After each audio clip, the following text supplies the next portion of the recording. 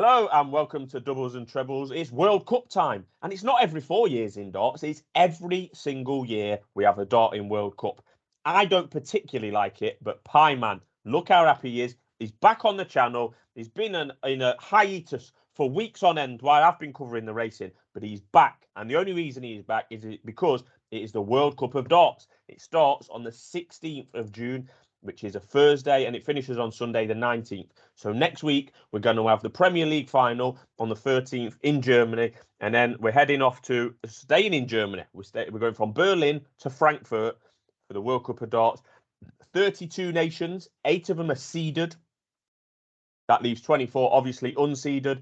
There's potential for some stonking round one draws. There's potential for some stinking round one draws. There's some players that we've never heard of, and obviously plenty that we have heard of. Pieman will obviously be backing someone at 200 to 1, maybe more. The odds aren't out yet, and we will be returning with a betting preview. But we're here today to talk about the format, the quirks, who we fancy at this stage, and just the story really behind a unique event in the darting calendar. And before I move on to Pieman, this does signal the slow crescendo starts with the World Cup towards the World Championship in December. Between the middle of June and the end of December, it's darting freefall. We've got darts everywhere you look, majors, tour events, the World Cup, the conclusion of the Premier League. It's all happening. Pieman's back. Talk to me about the World Cup of Darts. You could see the joy on my face when we start talking about the World Cup of Darts. I love this event. It is. I'd go as far as saying this is maybe my favourite event. No. Oh, I love it. I just love it. There's something about it. It just gets me going. I just love the idea of pairs playing, teams playing darts. I see a lot of people slagging off team playing darts, how it's an individual sport and stuff. But I'm sorry, if anybody watched that Wales win when Clayton, who had never really won anything before, got paired with Gerwyn Price, who was riding the wave of confidence from all his sort of TV success. And he kind of dragged Clayton through, and Clayton dragged him through, and they won this trophy. And I would argue every single time that World Cup of Darts win was the turning point in Johnny Clayton's career. So you cannot underestimate what this event can do for a player. And I'm looking at a few players in this field, and I'm thinking, if you go and win this event, this could be the absolute kickstart to an elite career. And there's some great opportunities in there already because, while we're not touching too much on the exact preview of this year's event on this particular video, Michael van Gerwen not playing in this year due to injury opens the door for a Dirk van Dijvenbode and Danny Noppert combination. Really looking forward to seeing that. You will not be surprised to hear I'm really keen on Australia's chances. I think I said this last year as well. Yep. So, but there's some great little unseeded teams that I'm really looking forward to as well. But, the majority of that, you will have to wait for our actual tournament preview, I'm afraid. But I'm trying to restrain my enthusiasm. I just love this tournament. And for anyone that doesn't know, we've got 32 nations in there, and the quality is improving year upon year upon year. Just as an example, like one nation to miss out, France don't actually have a team in this 32, despite having Thibaut Tricot, who did so well at the WDF World Championships and is a tour-card holder. So, we actually have countries now who have fully fledged professional darts players who aren't even getting in this. So that says a lot about the quality. It's improving every single year. The seeds are obviously very strong pairings, and John Henderson and Peter Wright defending champions, and Gary Anderson is very respectfully let John Henderson have the chance to retain his title, which I thought was a touch of class from the Flying Scotsman. I do like that from Anderson, right? But John Henderson is in stinking form. He's done nothing for about 2 years, right? And then Scotland turned up at this event. They doubled in price on the news that Anderson couldn't make it. I think he was injured last year. So Henderson stepped in. And I remember saying to you, probably on this channel, that they had no hope. And I also said that Austria had absolutely no hope. And it was a Scotland and Austria final. I mean, how that happened, with England and Wales falling by the wayside, I do not know. But that's John the magic Henderson, of the World Cup. Well, if you want to call it magic, he's going to come here, right, having made the biggest mistake of his life, darting life, by losing weight, and his form has gone out the window since he's been in better shape, which is a travesty that we have called on this channel multiple times. But there's no prices yet, Pieman. But Scotland, to defend their title, are going to be a surprisingly big prize for holders who are out to defend. But just to have a quick run through the seeds, so. There's eight seeds.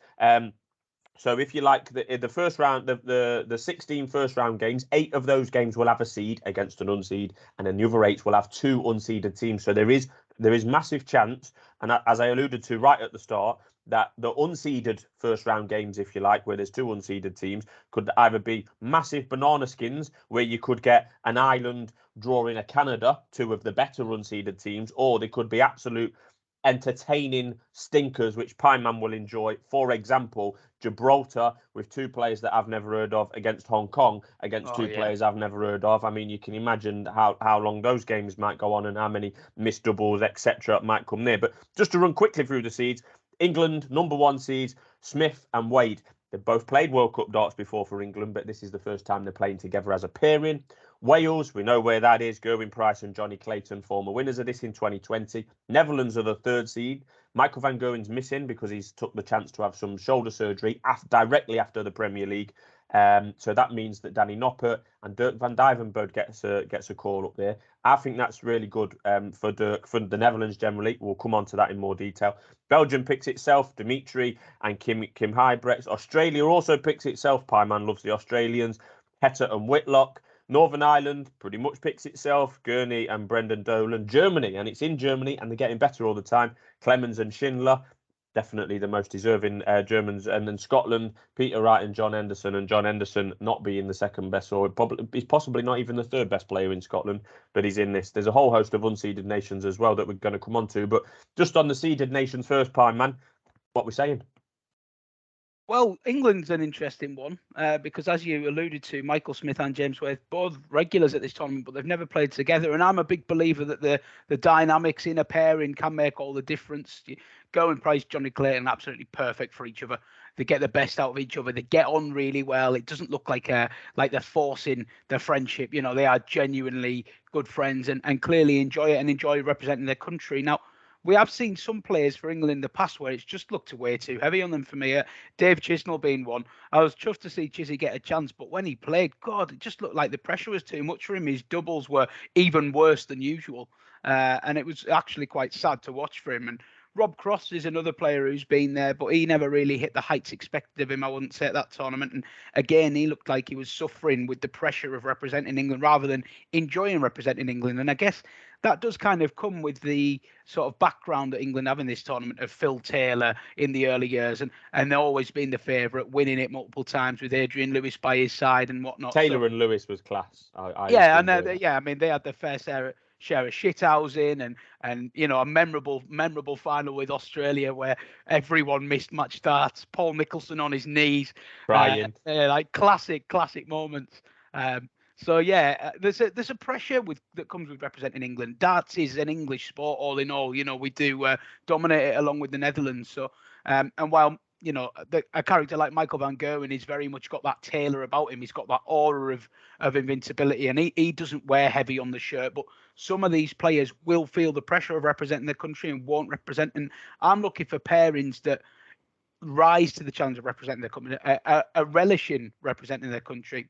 And that's why, as I alluded to last year, Australia are just like it's a great pairing this for me because Damon Heta, who we've had on the channel before, we expect big things from Damon, and he started to deliver in the last few months. And I think that experience he got last time round will hold him in really good stead this time round because he's spoken to us directly on this channel and many times publicly about how passionate he is about representing Australia, how much pride he takes in representing Australia. And, you know, next to him in Simon Whitlock, that was the big concern for me. I've been sort of eyeing up this Australia price for a while, you know, and Simon Whitlock's form has been on the wane, largely speaking, for the last sort of 12 to 18 months throughout COVID, really. But I've just seen a few signs in recent months that Whitlock might be coming back to some kind of form. A few of you will have seen that 3 bulls finish he had on the European Tour recently to win a game, which was classic Whitlock. He has got a bit of showman in him. And look, he's been in the final. He was in that final next to Nicholson when they missed their match against England all them years ago. I'm sure if Simon Whitlock, let's be honest, his days of winning a major are probably beyond him. But this is the kind of tournament that I think he looks at and thinks, I could still win this. And especially with a player in Heta who is on a meteoric rise, the stars may well be aligning for them. I would just say on these seedings, you're quite right. A lot of them do pick themselves. Josh Rock's someone we've talked about on the channel a lot. I'm looking forward to seeing him break into that Northern Ireland team in the years to come, because I think he'll be a fantastic asset for them. Daryl Gurney's still technically the top seed for Northern Ireland, but we haven't really seen Daryl do a lot consistently for a long time now. And I think him and Brendan Dolan, they're very much, what you're going to get. You start throwing youngsters like Rock into it, it gives a whole new dynamic and maybe would give them a freshen up that they need. And I do wonder sometimes with this format whether the team should be able to maybe hand pick players rather than have to go based solely off the rankings. But that's probably a topic for another time. We are where we are. You have to say that Germany, the home crowd will be very expectant. They were maybe too expectant last year. We've seen Max Hopp over the years produce some phenomenal darts in front of his home crowd, but I think Gabriel Clemens, he's had a really tough 12 months, really not kicked on like we hoped he might. I still believe he has time to turn that round, but I think this tournament, a home crowd expecting it from him, he hasn't played well for a while.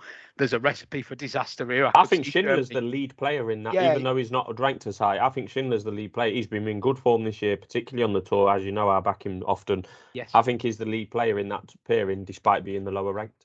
Yeah, and to be fair, Martin Schindler has experience of this tournament from previous years gone by. He was actually Hopp's partner before Clemens' rise, and it's quite ironic that Clemens has actually had a rise and a fall, even though he is still technically the top seed, as you say, whereas Schindler went off the map, actually lost his tour card remarkably. Still amazes me that he managed to lose his tour card, a man of that quality. But yeah, he's very much on an upward curve, and the pressure will be on him to lead the way. And this is what I mean. It's all about how these parents are going to handle it. And just to finish on the seedings kind of thing, as you say, Wright and Anderson. And to be honest, Peter Wright's form worries me. Wright and Henderson, I should say, obviously. You're quite right in saying that John Henderson doesn't have much form of note for the last year, but even Peter Wright hasn't been himself for a little while now. We've seen flashes, but nothing more. And in a team like that, you kind of needing Wright to take the lead. And yeah, I would be worried about the defending champions. I think there's, put it this way, some of these seats are a lot more interesting than others, I would say. Well, with my betting expert on Pieman and with no prices available, I would guess that the likes of England, Wales and Netherlands are going to be your single figure prices. Probably Wales favourite, followed by England, Netherlands maybe in the 8-1 region. I think you're completely right there. I would just say if Van Gogh was playing, it would generally see them and Wales would be quite a bit ahead of the others. Yeah. But Van Gogh coming out, you're probably right. England do overtake them, I think. Yeah, and then I would say your next batch is probably Belgium and Australia. They're going to be around the 12, maybe 14. Germany will be about 16. Scotland, Northern Ireland will be the biggest price over the 8 seeds, probably quite close to Scotland, given the reasons given. I'm really interested in the Netherlands. I think that obviously it's not positive that Van Gerwen is not playing, but I think you've alluded to it on the WhatsApp, Pieman, that playing with Van Gerwen represents a problem for the second player because there's pressure to try and keep up with him, to please him, to win it for him. I don't, he's won the World Cup, but only with Barney, not since Barney's gone, and they were at that time when Barney was playing. He wasn't far behind Van Gerwen in the rankings. The problem that the Netherlands have got now is Van Gerwen's first in the overall rankings, and the next Dutch player is in the teens, if not more. But I do think Dirk, I've got a lot of faith in him, as you know, Pieman, and sometimes you take the mickey out of me for it, and well deserved. But he's going to win a big one. This could be the start of it. We saw what happened with Johnny Clayton. It massively, almost unrecognisable, the Johnny Clayton before his World Cup win in 2020 and the Johnny Clayton now, which by the time this tournament starts could well have won a back-to-back Premier League. That's how important it's been for Johnny Clayton. It's been absolutely massive. A couple of things I'll say about the format, Pieman. We pleaded with the PDC around this time last year. The format needs looking at. Currently, you play one-on-one. So the best seed in England plays the second seed in Wales and vice versa. So you have 2 singles, and then if you need a third game, it goes to the pairs. Then this is a pairs tournament. The pairs game should be first. Pieman and myself and the doubles and trebles are leading a campaign to the PDC to get the pairs game on first, because a lot of the time in this tournament, the pairs game isn't even needed, because until you get to the semi-finals and the final, I think it might only actually be the final. It's only best of 3 matches. So if you come out and you win the first singles game and then you win the second singles game, you don't even get to see the pairs game, which is a shame. We should see more. This is a pairs tournament. We should see more pairs games. I know you agree with that, Pieman, so I'm not going to ask for your thoughts on that directly. What I am going to ask you is, strongly agree with it. Yeah. good. What I am going to ask you is the unseeded nations. Is there any that stand out? I mean, like I say, there's quite a lot on there that I've never heard of. But is there any stand out? And will you be looking out ready for the draw? If they get, if you get an unseeded nation, one of the top nations unseeded, drawing the likes of Northern Ireland and Scotland, you'll be looking at their prices. For example, United States, Republic of Ireland. I would argue that Republic of Ireland would probably be a shorter price than Northern Ireland personally. But yeah, any of the unseeded nations that stand out to you, pal? Yeah, you've always got your obvious sort of dark horses, if you will, and we'll talk about the same teams year on year. Your islands are capable of doing this; they have done it before, gone deep in this tournament. Canada, Jeff Smith and Matt Campbell, I think, is a really tasty pairing, and they'll be bang up for it. A lot of the issue that you have with these pairings is that you have one extremely strong player who is paired with an up and coming or almost someone out of their depth. We see it time and time again with Devon Peterson in South Africa. He is the leading talent there, and he regularly gets paired with someone who struggles to average above sort of high 70s, low 80s. It's just not got to be enough to get you deep in this tournament. The one I want to definitely give a name check to is United States. You may remember, if you cast your mind back to last year, that friend of the channel, Danny Baggish, was unable to compete in the last minute after he travelled back to America prior to the tournament. And because COVID restrictions and protocols were still in place at the time, he was unable to play. Now, he was meant to be playing with Danny Lauby Jr., very exciting young talent. Unfortunately, he wasn't able to play. They replaced him with, I think it was Chuck Pulio, and America. They may have got round through the first round match, but they didn't get any further. Now, I know Danny, having spoken to him directly when he found out he wasn't able to play, was really, really downbeat about that. His main dream of getting in the PDC has been to represent his country at the World Cup. It's something that means a lot to him. And I really, really like his partner as well, Jules Van Dongen, who people may have seen a little bit of on the recent event in Las Vegas. He had a bit of a spat with Michael Van Gerwen, where he had a really good, entertaining game with him. Van Gerwen won 6-4, and Van Dongen, you'll obviously pick up, it's a Dutch name, but he is American. He's got Dutch heritage, and he's quite a handy player, But Van Gerwen kind of accused Van Dongen of getting the crowd involved, and then he said he has to do that because he doesn't have 20% of the talent that I have. And then Van Dongen sat in the crowd for Van Gerwen's next game and wrote on his sign, Van Gerwen doesn't have 1% of the looks that I have.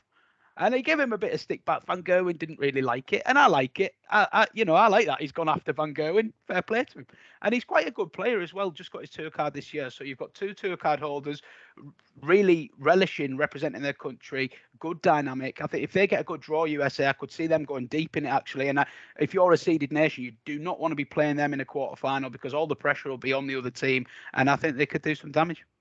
He's younger than me, that Van Dongen. Dongen, so. Yeah, he's a good player. Yeah, I mean, like you say, there's a lot of teams where there's one player. I mean, Jose de Souza playing with someone I've never heard of. Darius Labanowskis of Lithuania. Same comments could apply to him. Portugal, similar. Poland, similar. Although that Sebastian Bielacki ain't bad. I would say Poland. Bielacki is a good player, and I was actually a little bit disappointed. Because they have got a third good player in Krzysztof Chuk, who Pro Tour followers will know. So Poland have got a little bit of depth there. And I will just give a note to Ratajski, who seems to be refinding a little bit of form under the radar. So wouldn't write Poland off. I think out of the names mentioned, yes, we've got Ireland, Canada, the obvious, but then Poland and USA would be my 2 dark horses to really watch. I do like Adam Gaulas, as you do, for Czech Republic, and Karel Sedlacek. A couple of years ago, he was a bit of a character. Comes out bald head, towel on his head, messes around, but he's gone quiet. Maybe he might be able to. He managed to chuck a game at the World Championship against Ryan Joyce from an almost unassailable position. I think you were on him. Yeah, I backed him. It was the first round. Yeah, you don't need to remind me about that. It was a tournament where I think 3 or 4 times in the first round I backed someone to win, and they went 2-0 up in sets and lost 3-2. But we don't need to lull on that. The last team I will mention, Austria. made the final last year, and I said they had no hope. There was any price you like. They beat Belgium, Northern Ireland, England 2-0 in the semi-final. No pairs game needed. They got to the final and got beat by Scotland. Same partnership again. Mensah and Rabi John Rodriguez. We did a video, virtually identical comments a year ago, and said Mensah was in no form at all. Next thing you know, he made the final. And I know you like Rabi John as well as as an improver. Yeah, we're going to wait for some betting to come up, and we'll be back with more info and more teams to look out for and bets. Obviously, Paul Lim also listed to compete. How could we not mention Paul Lim? Fantastic. Paul Lim. Is he playing with someone of a relation? He is, yeah. Harry. Yeah, he is, are they related? They are related. Are they? Yeah. Are they? Right. Amazing. Yeah, Paul Lim's going to be there. Yeah, we can't give solid selections with no prices up, but I am keeping my eye out for the Netherlands outright price, and I'll also be looking at these unseeded teams in the first round as well. What you going to be looking out for on odds checker? Refreshing Pieman, who you looking out for mainly? No secrets. I'm looking for Australia. I think they can win it. I really. So what price you take Australia? What price are you backing? If it goes up at 12, are you a backer? 14, 16? Yeah, 12 would be about the line, to be honest. I wouldn't want to be taking them at single figures, I don't think. But I'm confident I'll get 12s and higher. There's just too much recognised name at the top of the market. Your market's going to get propped up by Wales, England, and the likes, and Netherlands, as you say. I think Netherlands are an interesting proposition, as you say. I do think that it could work really nicely. And Danny Noppert is a man who's come back really, really good form, and he's quite a bit of an unfashionable player, but he gets results. UK Open winner, and that could be an interesting pairing. But look, the way that the brackets keep the seeds away for a period of time to the third round till the business end, I really like Australia. Yeah, and I'm with you, Pieman, because the top half, if you like, is England, Scotland, Belgium, and Australia. Now, I'm completely writing off Scotland, as you know. England can have a wobble. That pairing might not work. They're really quite different players, Smith and Wade, in terms of their what doubles they like to leave. They are really quite different. Belgium do often get something going, to be fair to them. But yeah, the bottom half, Wales, the home team, Germany, Netherlands, who we've talked up. So I would much prefer to be in the top half, which makes Australia a good betting proposition. So I've kind of talked myself into supporting you with Australia. You've done the right thing. So we'll be on the Fosters or the 4X watching the darts, next weekend, and hopefully Australia can do some damage. But yeah, we'll wait for some odds to come out, and we'll be back again with some more content. So thanks for tuning in, and make sure you're watching the World Cup of Darts.